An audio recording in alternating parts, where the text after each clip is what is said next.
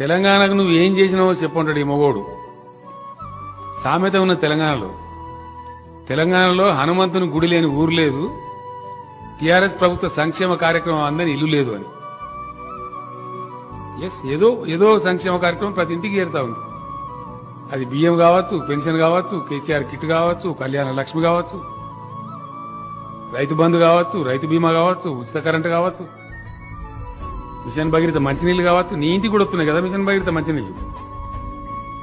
Machine Bhagiratha మంచినీళ్లు అందని ఇల్లున్నదా తెలంగాణలో? అది సంక్షేమ పథకం కాదా?